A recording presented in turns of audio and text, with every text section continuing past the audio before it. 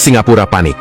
Dalam hitungan bulan, Indonesia menghentikan ekspor sumber daya alamnya mulai dari tembaga, minyak sawit, hingga gas alam. Aliran dana triliunan rupiah yang selama ini mengalir ke Singapura tiba-tiba diputus. Apa yang sebenarnya terjadi? Mengapa Prabowo mengambil langkah tegas ini? Bagaimana dampaknya bagi perekonomian Singapura yang selama ini bergantung pada kekayaan alam Indonesia? Dan yang paling penting, apa artinya bagi masa depan Indonesia?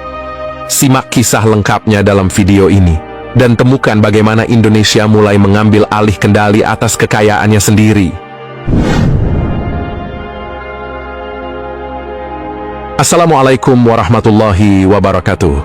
Sobat channel Kabar Langit, Indonesia bagai gajah yang diikat tali kecil. Kekuatan dan potensinya besar, tetapi belum sepenuhnya merdeka dalam mengelola sumber dayanya. Selama ratusan tahun, kekayaan alam Indonesia yang melimpah, mulai dari mineral, minyak, gas, hingga hasil perkebunan, telah dieksploitasi. Namun, ironisnya, negeri ini justru menjadi feeder bagi negara-negara lain.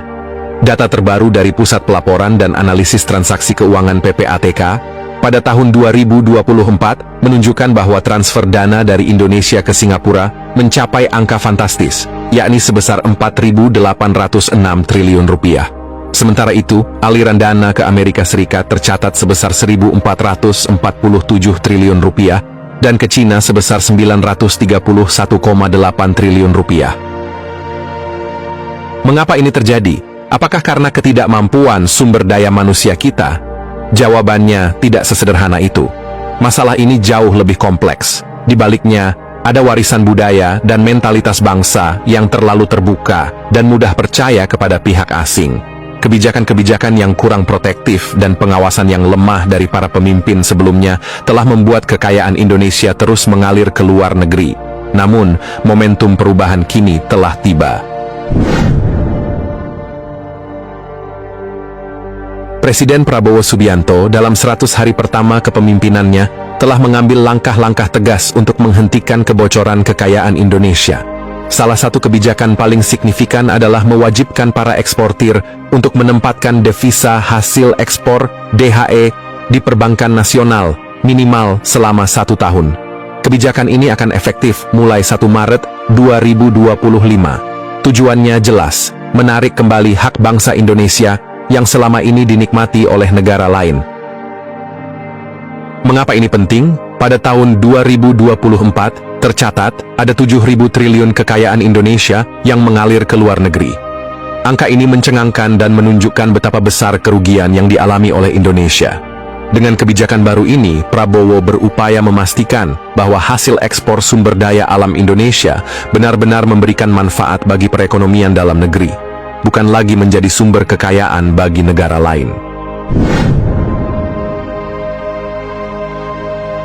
Pada tahun 2024, aliran dana dari Indonesia ke Singapura mencapai 4.806 triliun rupiah, setara dengan 54% dari produk domestik bruto PDB Singapura. Dampaknya jelas, sektor keuangan Singapura, khususnya perbankan, yang selama ini bergantung pada dana hasil ekspor dari Indonesia, akan mengalami penurunan signifikan. Ini bukan hanya mengguncang stabilitas keuangan mereka, tetapi juga memberikan sinyal kuat bahwa Indonesia tidak mau lagi menjadi halaman belakang bagi negara manapun. Tidak hanya itu, larangan ekspor konsentrat tembaga yang diberlakukan mulai 1 Januari 2025 juga akan menjadi pukulan telak bagi Singapura. Bursa Efek Singapura, SGX, yang selama ini menjadi pusat perdagangan komoditas, akan menghadapi tantangan besar. Perusahaan-perusahaan Singapura yang bergantung pada pasokan konsentrat tembaga dari Indonesia akan kesulitan memenuhi permintaan pasar. Dampak ini tidak hanya terbatas pada sektor perdagangan, tetapi juga akan memengaruhi sektor perbankan dan manajemen aset di Singapura. Singapura, hub perdagangan minyak sawit terbesar di Asia Tenggara, kini harus bersiap menghadapi badai. Program B40 atau biodiesel 40 yang dimulai pada tahun 2025 juga menjadi ancaman serius bagi Singapura. Negara ini dikenal sebagai salah satu hub perdagangan minyak mentah kelapa sawit atau CPO terbesar di Asia Tenggara.